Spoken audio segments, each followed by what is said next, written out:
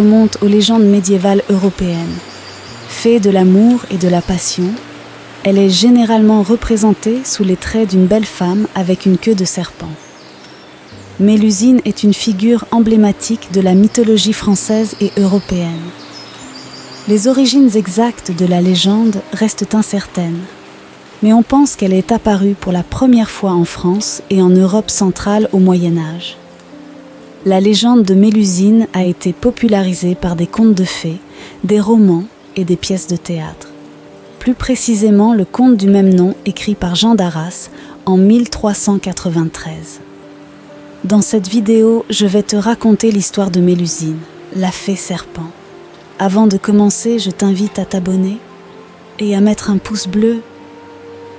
Ok, maintenant que c'est fait, on peut commencer. Une nuit sombre, au cœur de la forêt de Coulombiers, les sons de sabots retentissent bruyamment. Ils appartiennent à la monture du jeune Raymondin qui galope à vive allure. Son visage est marqué par le chagrin, mêlé à la peur, car il vient de commettre un acte tragique, tuant accidentellement son oncle, le comte de Poitiers, au cours d'une partie de chasse. La perspective de la punition imminente, la pendaison, plane sur lui. Pourtant, alors que le désespoir l'envahit, il est brusquement distrait par des rires cristallins de femmes. Près d'une fontaine, il découvre 3 jeunes filles d'une beauté à couper le souffle. Parmi elles, l'une se démarque, Mélusine, dont la beauté est telle que même les oiseaux chantent des mélodies d'amour lorsqu'elle passe. Eh bien, devine quoi? Elle gardait un petit secret, un secret tellement mystérieux que tu auras du mal à le deviner. Née d'une mère fée et d'un père mortel, Mélusine portait une condamnation singulière. Chaque samedi, ses jambes se transformaient en une effrayante queue de serpent. Oui, c'est assez inhabituel, n'est-ce pas? Cette punition lui avait été infligée par sa propre mère après que la jeune fille eut emprisonné son père dans les rochers d'une montagne. Mais ça, c'est une autre histoire. La jeune fille s'approcha de Raymondin et lui adressa ces mots. « Pourquoi es-tu si accablé, noble chevalier ?» Mélusine prêta une oreille attentive à l'histoire de Raymondin. D'une voix empreinte de douceur, elle le réconforta et lui offrit une promesse réconfortante. « Accepte de m'épouser, et je te blanchirai de tout blâme, te conduirai vers la richesse et le pouvoir. En retour, tu devras me jurer de ne jamais me voir le samedi, ni même de chercher à percer le voile de mon mystère. » Raymondin, ensorcelé par la beauté et la tendresse de la jeune femme, ne tarda pas à accepter cette proposition. Simple, n'est-ce pas? Mais comme on dit, les promesses sont comme des cookies, il est bien difficile de leur résister. Si tu es arrivé à ce moment de la vidéo, écris le mot « promesse » en commentaire et abonne-toi pour soutenir la chaîne. Raymondin et Mélusine unirent leur destin dans un mariage somptueux, dont la splendeur était à l'image de leur amour. Mélusine tint parole, dévoilant son incroyable pouvoir de fée en érigeant chaque nuit de majestueux édifices pour son époux. Elle lui avait même offert un guide secret pour bâtir avec des Legos magiques.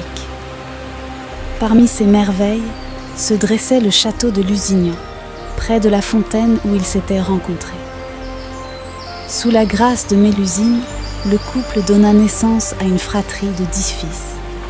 8 d'entre eux portaient une particularité physique évoquant leurs origines magiques, mais leur destin était tout aussi grandiose. La prospérité et le bonheur du couple ne tardèrent pas à faire le tour des terres, et leur famille s'agrandit à vue d'œil. Cependant, l'envie et la médisance finirent par s'immiscer. Le comte de Forès, frère de Raymondin, de passage chez le couple, surprit Mélusine se retirant discrètement et verrouillant une porte derrière elle. Intrigué, il interrogea Raymondin. « Ne vois-tu pas qu'elle rejoint un autre homme, tous les samedis ?» Petit à petit, le comte de Forès sema le doute dans l'esprit de son frère, l'amenant à se demander « Et si, finalement, il avait raison ? Si toute cette richesse promise n'était qu'une illusion pour masquer une trahison ? Pourquoi ne pas jeter un œil un petit samedi ? qu'est-ce qui pourrait mal se passer? Et hop, il s'approcha la chambre où Mélusine s'enferme chaque semaine, le cœur battant. Il colle d'abord son oreille contre la porte, mais n'entend que la douce voix de sa femme qui chantonne. Il perce alors un petit trou dans le bois, à l'aide de sa dague. Boum! Après une grande inspiration, il ose y jeter un œil et... surprise! Il la découvrit en train de prendre un bain magique. Elle se transforma en serpent sous ses yeux. Raymondin était tellement choqué qu'il cria « Oh mon Dieu, quelle horreur! Ma femme est une serpente !» Au même instant, Mélusine aperçoit le trou dans la porte. Raymondin l'a trahi. Les yeux pleins de larmes, elle pousse un cri désespéré et s'envole par la fenêtre, éternellement transformée en femme serpent. La malédiction était brisée. Depuis lors, la légende prétend qu'elle plane au-dessus de la région, poussant des cris de chagrin à chaque fois que ses possessions changent de main ou qu'un membre de sa descendance approche de la fin de sa vie. La question de savoir si Mélusine est une fée ou une sorcière est une question qui a longtemps été débattue. Certains disent qu'elle est une fée, car elle a des pouvoirs magiques et vit dans les bois. D'autres disent qu'elle est une sorcière, car elle a des pouvoirs maléfiques et est souvent associée à des histoires d'horreur. Le mot Mélusine signifie « merveille » et « brouillard de la mer » et la date de la fête de Mélusine est le 13 juin. Une date à marquer dans le calendrier car elle est très attachée à la nature et à l'environnement. Vous pouvez donc lui offrir des cadeaux qui lui rappellent son lien avec la terre, comme des plantes, des fleurs, des pierres précieuses ou des produits naturels.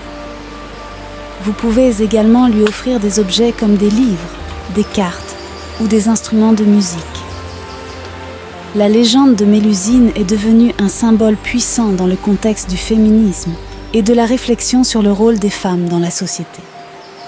Bien que la légende ait des origines médiévales et soit enracinée dans un contexte historique différent, elle a été réinterprétée et adaptée à des fins féministes de différentes manières au fil du temps. La légende de Mélusine met en avant le rejet des contraintes patriarcales, la transformation et l'autonomie des femmes, la solidarité féminine, les femmes comme des figures puissantes et mystérieuses, et la lutte contre l'oppression. Ainsi, Mélusine est considérée comme une source d'inspiration pour les féministes, car elle représente la lutte pour l'autonomie, la rébellion contre les normes de genre patriarcales, et la recherche de l'égalité entre les sexes, tout en illustrant la complexité des femmes en tant que figures puissantes et multidimensionnelles. Et voilà, c'est l'histoire de Mélusine, la fée au secret glissant. N'hésite pas à t'abonner, à liker et à me laisser un commentaire si tu as aimé la vidéo.